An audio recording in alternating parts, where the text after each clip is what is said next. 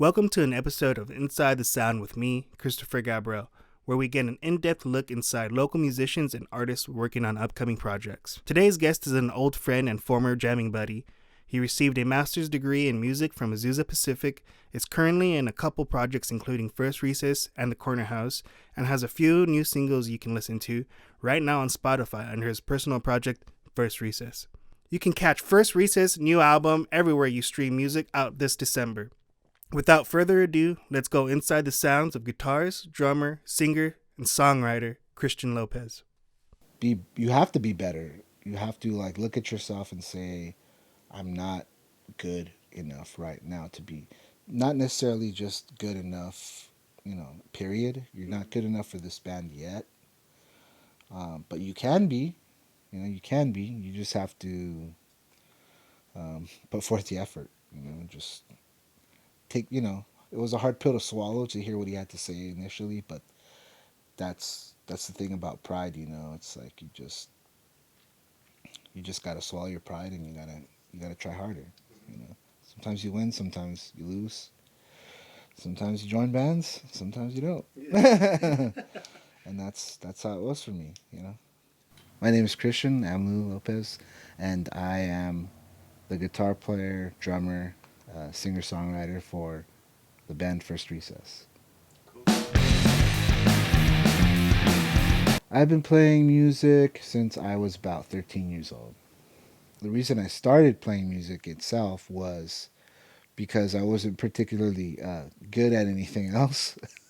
Like I wasn't good at school, and I wasn't good at sports, and my mom and my dad had mentioned something about learning guitar or learning drums, like my cousin, because he was playing for the church band. Okay. At here in Pico Rivera at the St. Francis Xavier Church. I mean, I wasn't particularly excited about it necessarily because I didn't really care, to be honest with you. Yeah. So you never actually wanted to play? No, not really. No, no, I was just kind of a leaf, a leaf in the wind, and just started fiddling around with the instruments. And then my cousin, well, initially I wanted to play. I liked the bass guitar. It was, it was like the nice looking big giant guitar, and I thought it was really cool. But yeah, for whatever reason, my cousin was like, "No, we should start. We should also learn guitar because guitar's, where you start." And I'm like, okay. So he taught me a few chords, a couple chords here and there. I think I kind of stopped going because I just, I took my own guitar home with me, or like one of their guitars, a loaner, mm-hmm. And I just kind of just learned songs on my own. Nice. And I remember the first song I learned was "Other Side" by Chili Peppers. Okay. So that's the first thing I ever learned. Okay. And I was in 8th grade, and then eventually my dad bought me an electric guitar, right before freshman year when I was 14. Okay. And yeah, and then from that point forward, I was just I just loved listening to all the music that my brother and sister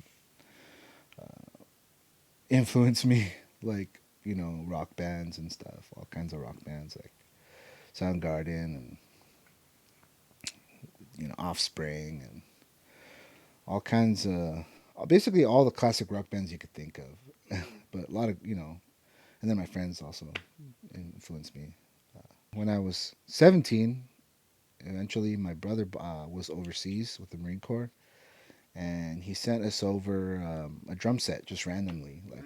Yeah, just randomly. And then he just told me to, hey, you should set it up and try to play it, get it ready for me before I get there, because, I don't know if he bought it for me or for us, maybe just for us to play with or for himself, but I don't know. He never really made that clear, but I think maybe it was for him, and he just wanted me to set it up so that it'll, get broken in. Did he ever actually play it? No, not really. He only played it like a few times. Like he learned couple beats here and then, like every so often, like every few months he'll pick it. He would, he tried playing something, but he knew that I was mainly the one learning. I learned from a DVD. I remember it was a DVD he bought for us, and and I just watched it. Me and my younger brother, watched it, and who just I forgot the name of the guy, but he was the just the weirdest square dude playing the drums. And then I just picked it up from there and just kept going, learned all kinds of music, Foo Fighters and Nirvana, just all kinds of rock songs, heavy songs, new metal songs, and uh, and yeah, that's basically how it started.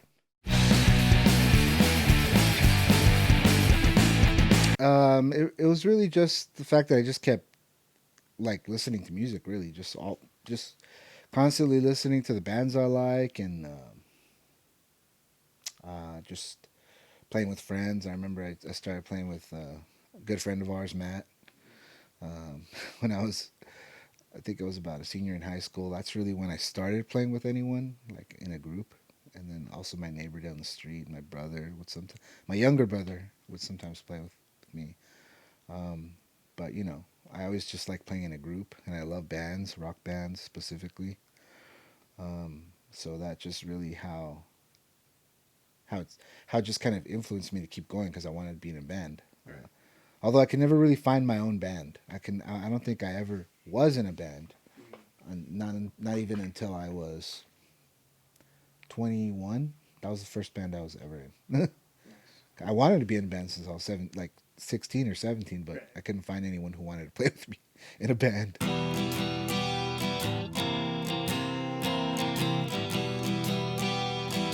Yeah, I mean, obviously vibing with someone is important, but I just couldn't find anyone that wanted to play with me. Like I thought I vibed with a lot of people, but apparently when for whatever reason I invited I invited them to play, or some friends from school or whatever. I just they would form their own band, or other guys would form their own band, and I was like left out. So I was always like, oh, okay, I guess I won't play then. I guess I won't have my own band. So uh, that's really what it was. It was not. I thought I was vibing with them. I thought I was friends with them. I thought we were doing well, but I just couldn't find my own band for whatever reason. Not until I was 21. You know, I'll be honest with you. I wasn't a particularly good musician, and I'll admit that. I mean, I was a very basic, like probably beginning low intermediate guitar player when I was trying to find a band. So I'm not surprised why I didn't find a band now that I really think about that. Um, Although there were other guys who played like that, and I don't know why they found bands and I didn't. Um, but I'm not sure what set it apart when I was 21 when I finally joined a band. Sean F. Kennedy and the 3 Minute Fix.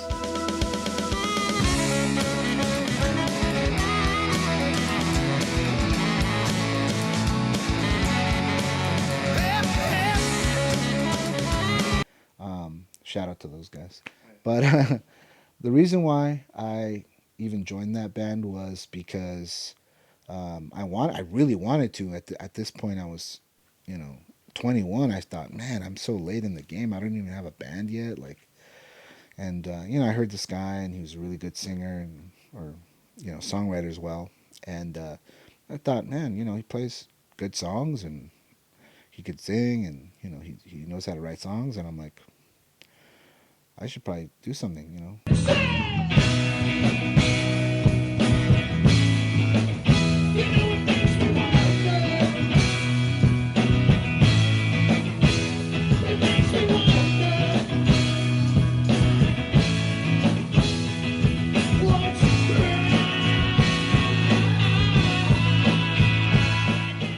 I remember I asked him, Sean, I asked him if I could, we could be in, like, start something, or, initially he declined, so I was like, okay, well, I guess not. But then, I remember he called me like a month later or something like that. I remember because we were both attending Long Beach City College, but we didn't like have time to talk to each other much there, obviously because of school. But and I remember that he called me like a month after I'd asked him to jam, and he said he couldn't because he wasn't interested or whatever. And but he finally called me, and he was like, "Well, hey, I'm actually calling you to ask you." He seemed really excited too. He was like, I'm doing this, and I have all these friends, and we're gonna play this, and I'm just going to ask you, what do you play? Like, do you play any? You play, like, what exactly do you play? And I'm like, and I told him, guitar and drum set. And he's like, okay, well, we already have a guitar player, so would you be interested in playing the drums with the group? And I said, sure. And I was really excited about it because I'd never been in a band, and um, but at that point, I think I had only been drumming like off and on from the age of 17, almost 18, I think.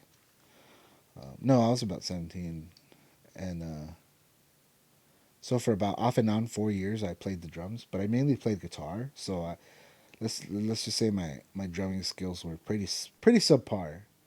They were very basic level, and I mean I knew fills and stuff, but uh, anyway, so I showed up to rehearse with them, and it I thought I did pretty well. I was playing with them, and we were playing the songs that Sean wrote, and I was liking the songs, and it sounded great playing together with a group of guys. It was about four of us playing together, and after the rehearsal, um, well, Sean didn't seem too pleased with my drumming, to be honest with you. Uh, Nothing against him. I mean, Did he say something? he has every right to feel that way. It's he is starting a band. He wants everyone to be good. Oh yeah. Um, yeah, he actually did. He mentioned me, not in like a mean way or anything, but he said like, I just don't think maybe this is the right project for you. Like I just don't think it's what we're looking for. Like it might not be ready to play like in a band or something. I remember I was so disappointed. I was so very. That's probably the lowest blow I think I ever been dealt. Oh It was because I really, imagine also knowing how much you want to be in a band, and for someone to tell you you're not good enough to be in the band, like you can't even play the songs. So the fact that that I went through that was very humbling, and I think that from that moment forward, I just kind of ran with it. I just kind of ran with that idea that you know what, okay, I should take what he said, and I should prove him otherwise. I want to prove him otherwise that I am ready to do it. So I remember telling him that, hey, you know what, man? I think you should give me another chance. I'm just maybe I understand what you're saying, and I think I want to prove to you that I actually can play with a band. So instead of just kind of running away with my take my ball home and run or whatever, crying, um, I decided, yeah, to tell him, you know what, I'm gonna show you, basically. And I think it taught me a lot to do that because I really did go home, and I remember just I watched videos, and and I remember just like taking getting pointers from other drummers, asking them questions, and then also just practicing my rudiments, and just doing everything I could to just like be a better drummer, like a not just a better drummer, but a really strong drummer, like a solid drummer.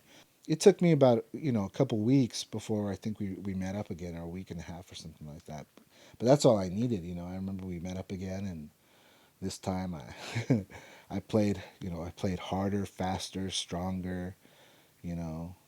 With feeling, and he noticed that I had changed. So from that point forward, he decided that, yeah, I should be in the band. You got to go. Yeah. That's So awesome. so yeah, that was definitely a lesson in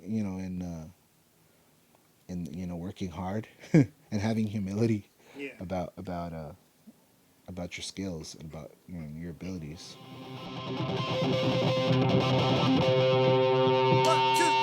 I feel like that's something that I've you know had to deal with and had to learn. I once again, it's taught me being in a band has taught me a lot of lessons about this as well, about we about presenting and putting forth your own ideas and thoughts. Like, how do you do that in a band, and then how do you respond to those ideas and that other people present put forth to you.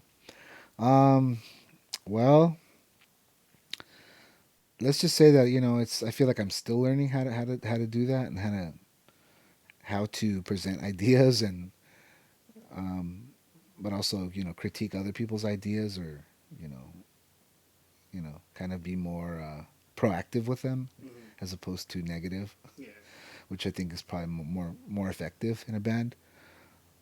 But yeah, so the process for me, or the process that I've kind of experienced, has been that in my case, what I do is I will come up with some ideas of my own. It could even be a whole song sometimes.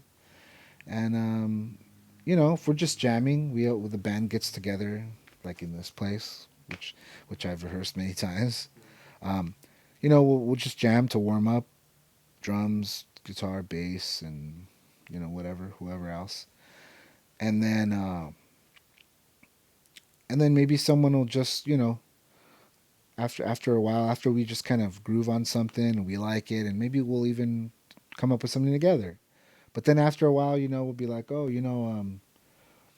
hey, I want to see if we could, play, maybe work on this tune or play jam on this tune that I came up with, and I'll just play it on guitar and start singing it, and I'll give everybody the chords or whoever's playing, and then at first maybe I'll say like, hey, if being that I'm a drummer, I'll tell the drummer, hey, I was thinking this kind of a beat for the drums, but you could try whatever you want.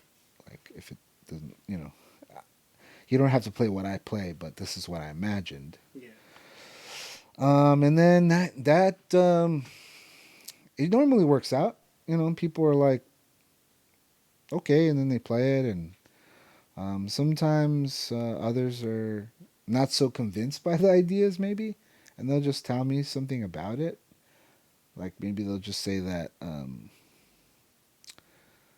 maybe it's like, oh, it's kind of repetitive or something, or they'll give me some kind of criticism of some sort. Okay. If they don't enjoy it or they think it's just kind of not really leading anywhere yet, even after we've played it for a while. Mm-hmm. And I'll go, oh, maybe just have to work on it some more and come up with some more ideas to it.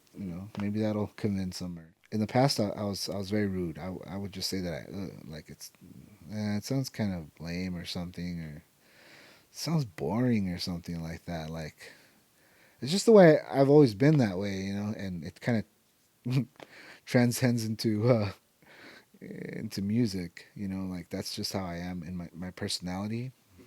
Whereas not anymore. I'm more conscious, you know, of what I say, what can be offensive to others. So I think now, when I do share and when I do hear criticism, I just again, it's all about humility, and it's all about people's fragile, they're fragile egos, man. Some of them don't, some of them don't have a big ego. It's just that they do have an ego. Everyone has somewhat of an ego. It's like, but you don't want to, you know, stomp all over their ego. You want to just kind of softly blow. You want to softly blow, not like not blow. You want to softly. You want to hit them softly in their ego and tell Yeah. them, um, it's not bad. I just I think maybe you should just work on it some more because I don't think no one's really understanding the mood of it or the feel of it. Maybe if you make it more clear, or if you add more to it, maybe we can work on it later or something. But generally, I don't try to turn anyone down and say that I don't like something, or what I mean. I'm always in, because the thing is, sometimes bad ideas turn into good songs, and sometimes good ideas go nowhere. So that's just something to keep in mind every time when it comes to sharing music with your band.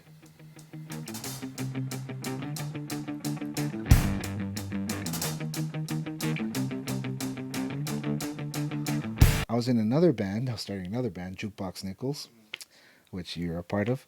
But I was starting that band first, and I remember that we had all kind of wanted to decide on a band name, And I remember that I had like this list of band names, and uh, and First Recess was one of the band names that I came up with. And I remember you guys shot that, the band shot that down pretty quickly. And then we decided on Jukebox Nichols, which is another band at the time. I took that name and I was like, you know what? I really like the name First Recess, and I figured, I could start my own punk band, and I could name it First Recess. So yeah, I started my own 3-piece. We didn't have a bass player; it was just 2 guitar players and me, a drummer, and yeah, we just wrote a bunch of songs, and I co-wrote a song with each one of them, and then they wrote a song for themselves as well. They had their own individual song. None of which I use, by the way. I don't use any of the. In this new upcoming album? I don't use any of their songs. Obviously, I don't. In terms of primary ownership of the songs, I did write all. I pretty much did write all the songs, all the words and all the melody and all the chords. But I do give credit to those guys for coming up with lead ideas or certain concepts. But for whatever reason, that band dissolved. Don't really want to get too much into that, but it dissolved, and it dissolved in about 20. I want to say 2017, and from that point forward, um, nothing was done with the band name. No music was released. No attempt was made to release any music, and therefore, 3 years later, and this year basically, there was obviously 2020 was a rough year. 2020's been a rough year, and COVID-19 hit, and at that point when COVID-19 hit, I was barely starting to work regularly at as a substitute teacher, and all of a sudden COVID-19 hit, so I was basically out of work like a lot of people are.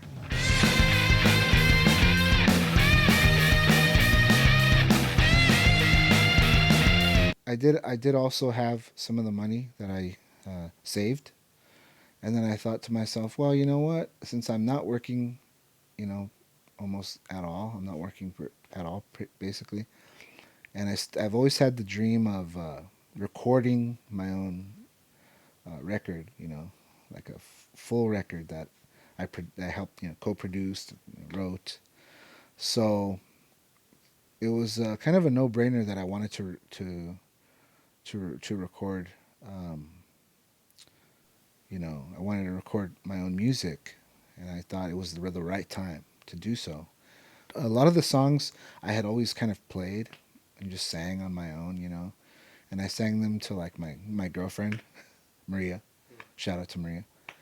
But yeah, I played a lot of the songs and I played them for her, and she'd always mention that, oh, these are good songs, and I think you should record them because they're good songs, and you should record the entire album because it'd be awesome to hear it, and I said okay, and I was like, yeah, maybe I should, and then she kind of influenced me to do it.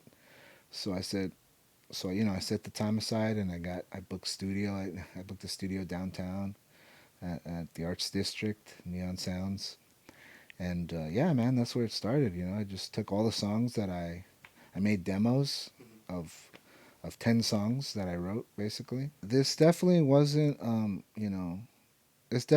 just me that did this record, and I have to give thanks to the people who really helped me with it, who came through for me. But yeah, I had a few friends come down and play because I did play the guitar and the drums. I played basically all the rhythm guitar and all the drum set, um, and some leads. But I had a few of my buddies and former bandmates come down and play bass guitar and lead guitar as well. And I also had the engineer named Luke, and I had him. He's also the co-producer, but he played lead on a couple songs. But anyway, yeah, Matt. I had Matt come down, who was a former bandmate. He was a bass player for Sean F. Kennedy and 3 Minute Fix. So I had him play bass on he played on quite a few. I think he played on about 5 songs. Might be more, but I believe it was 5 or 6. And then I had another guy named Justin, a guy named Justin Jimenez. He played bass on 2 songs, one of them being "Shaking the Fence." And then I had a buddy, a bandmate of mine now, actually, because I actually play with another band as well. I play in a band called the Corner House. Shout out to the Corner House. So I play with them, and I have my bass player from that band named Adrian Perez, AWP. Yeah, so I had him come down and lay down a bass track for one of the songs. And I also had, lastly, my buddy Juan Garcia. Juan Garcia was really, helpful and, helping me bring equipment. And then he also laid the solo down for Hasty, actually, which is the second single from the record. Um, but anyway, yeah, those guys really came through for me. Every single one of those guys came through for me because I really needed them in order for this music to be recorded. Otherwise, I don't know where I'd be. So really, really grateful to those guys, and shout out to those guys. Um, but yeah, and shout out to Neon Sounds for providing a great recording experience, in studio at an affordable price. I feel alright. Yeah, the gratification for playing music and just doing it now at the ripe age of 34 as opposed to a 13-year-old 14-year-old boy is actually the same reason. I just enjoy it. It's fun to play music. It's fun to play rock songs. It's fun to play it's fun to play popular music. It's fun to play a guitar or drum set. It's fun to sing. And at this point, I feel like why do it? Because I'd like to share with everybody what what it is that goes on in my head, and I like for people who like rock or who like pop music or who like um, you know any kind of hard driving music or really deep emotional music, who just want to venture out. I just make music for anyone, really. It's not necessarily just for people who listen to rock, but it's also just to be able to share and to say that I'm doing what I like, and that I'm able to play these this music, and something that I've always wanted to do since I was a kid. So the fact that I'm doing it now is probably the best time, honestly. It feels right, and and I'm happy to be able to have my music on all the streaming services, and um, you know and being able to say that I created that and then I recorded that, and that's probably what means the most to me, is to be able to just keep on producing music, just keep on making my own music and sharing it. I think that's what makes it worthwhile, more than money, or anything. Although it's nice to have fans, nice to have people who like your music, obviously.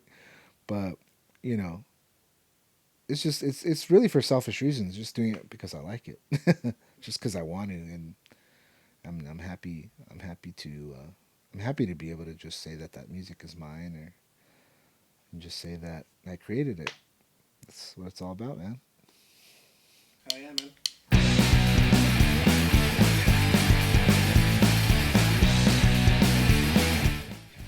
First Recess's debut album will be coming out next month, towards the end of November, possibly the early December, but there isn't a set date yet. So all I can say is the album will be coming out within the next, I would say, more or less next month. More or less next month. So look for it.